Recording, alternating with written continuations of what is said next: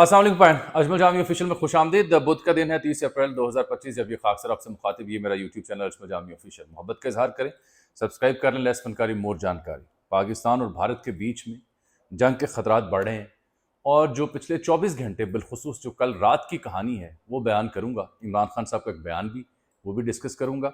और दो बड़ी अहम कुव्वतें इस वक्त पाकिस्तान और भारत के बीच जो तनाव है उसको कम करने के लिए हरकत में आ चुकी हैं। लेकिन सबसे पहले मुझसे रात की कहानी सुने, कल रात हुआ क्या है। कल रात जब अतात आर्डर साहब की प्रेस कॉन्फ्रेंस हंगामी तौर पर सामने आने का ऐलान हुआ तो कान खड़े हुए कि हो क्या रहा है। Sialkot, working boundary, international border, LOC, इन तमाम इलाकों में झड़पों की तलाक मिली। उसके बाद जो सबसे अहम काम हुआ वो रात गए हुआ जब मोदी के 4 राफेल जो हैं उन्होंने जम्मू कश्मीर मकबूजा से उड़ते हुए पाकिस्तानी हदूद की तरफ आने की कोशिश की। तो मैं साथ बताऊंगा कि अमेरिका और सऊदी अरब कैसे इसमें इंगेज हुए हैं और कल टैमी ब्रूस ने क्या बयान दिया, जो स्टेट डिपार्टमेंट की तर्जुमान है, और उनसे जलील आफरीदी जो कि फ्रंटियर पोस्ट के जो एडिटर थे उनके साहबजादे हैं, वो हमेशा जब सवाल पूछते हैं तो इमरान खान और पीटीए के बारे में पूछते हैं, तो जवाब उन्होंने क्या दिया वो बड़ा दिलचस्प है। तो मैं ज़रा पहले आपको वन बाय वन अर्ज कर दूं चीज़ें। सबसे पहले जो कल भारत ने कोशिश की है ना वो बड़ी खौफनाक थी। वो थी ज़मीनी कोशिश। सियालकोट, एलओसी और वर्किंग बाउंड्री के इलाकों में इनकी कोशिश थी कि हमला किया जाए, स्ट्राइक की जाए और कुछ इलाकों का राब्ता मुनक़ता कर दिया जाए। सियालकोट पहुंचने की कोशिश थी, लेकिन ऑलरेडी यहाँ पे इंस्टॉलेशन थी पाकिस्तान की और कुछ 30 मिनट से लेके 45 मिनट तक कुछ झड़पें हुई छोटे हथियारों से। मेरा चूंकि कुछ अजीज़ व अकारब भी वर्किंग बाउंड्री के आसपास रहते हैं तो उनसे मैंने रब्ता किया। उन्होंने कहा जी अब फायरिंग तो हो रही है। चारवा सेक्टर और आसपास में तो जो बॉर्डर लाइन पे जो लाइटें, सर्च लाइट लगी होती हैं वो भी ऑफ कर दी गई, जो इस बात का सबूत होता है कि गड़बड़ है। लेकिन खैर वो आधे पौने घंटे के अंदर अंदर जब सूरत हाल भांप ली, हुआ ये कि वेल इंटरसेप्टेड बाय पाक आर्मी, और जहां हमारे रेंजर्स के एहलकार थे, फौजी जवान थे, इन्होंने इंटरसेप्ट बड़ा अच्छा किया इंडियंस को।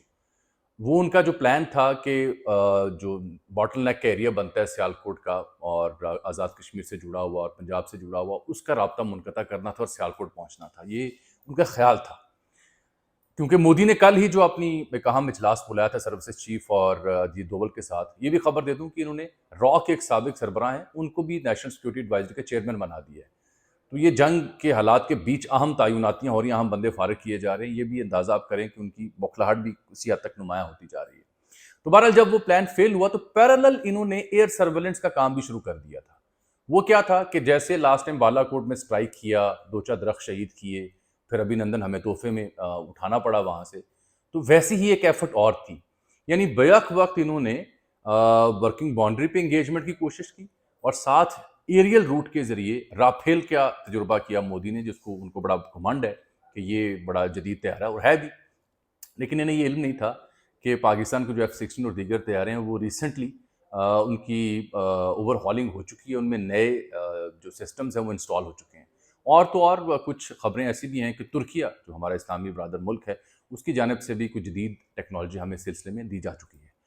तो जैसे ही राफेल फिजाओं में आए 4 तैयारे, तो ये मैं मोदी के अंदाज में जानबूझ के राफेल को राफेल राफेल कह रहा हूँ क्योंकि वो बार बार राफेल का जिक्र करके थकते ही नहीं है। तो एन उस मौके पर ऑलरेडी F-16 और दीगर तैयारे फिजा में थे। हमारा सिस्टम इंटरसेप्ट करने का ऑलरेडी इन एक्शन था। उन तैयारों को ना सिर्फ लोकेट किया गया बल्कि उनकी जो पेशकदमी थी वो रोकी गई और उन्हें वापस जाने पर मजबूर किया गया। कल एक मौका ऐसा भी आया जब ये चारों राफेल निशाने पर थे, टारगेट लॉक हो चुके हुए थे, लेकिन उनको हिट नहीं किया गया कि एस्केलेशन और ना बढ़े, तनाज़ा और ना बढ़े। और जब वो चारों राफेल भागने पर मजबूर हुए तो जाके रात गए ये सूरत हाल थमी।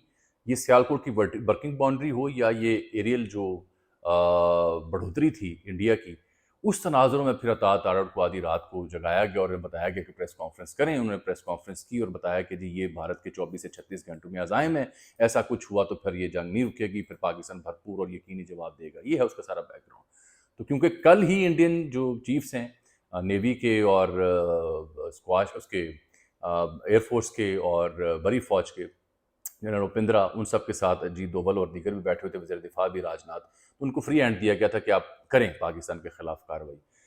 तो कल ही फिर उन्होंने ये 2 फार्मूले आजमाए और दोनों में कल की रात तक तो बचत हो गई।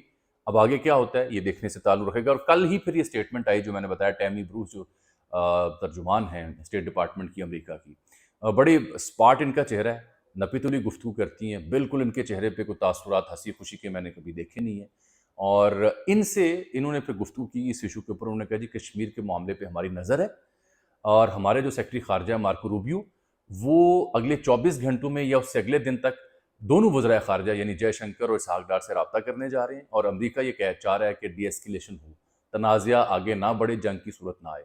پہل تو جب امریکی ٹرمپ جو ان کے صدر ہیں وہ ایئر فورس 1 میں تھے اپنے جہاز میں، تو تب انہوں نے گفتگو کرتے ہوئے تو کہا تھا یہ 1000-1,500 سال پرانا معاملہ ہے، دونوں ممالک جانتے ہیں، حل کر لیں گے. تب تو انہوں نے اس سے تھوڑی سی لات تعلق کا اظہار کیا، لیکن اس کا مطلب یہ ہے کہ جیسے ہی ہیٹ بڑھی ہے تو امریکہ کو بیچ میں انٹروین کرنا پڑا ہے. وجہ ایک اور بنی، ایک اور خبر سنیں. کل روسی جو وزارت خارجہ ہے اس کی ملاقات ہوئی ہے پاکستان کے سفیر سے جو وہاں پہ روس میں ماسکو میں تعینات ہیں. روسی وزارت خارجہ کی جانب سے جو ان کی سرکاری نیوز ایجنسی ہے تاس، وہاں پہ جو خبر آئی وہ پڑھنے سے تعلق رکھتی ہے.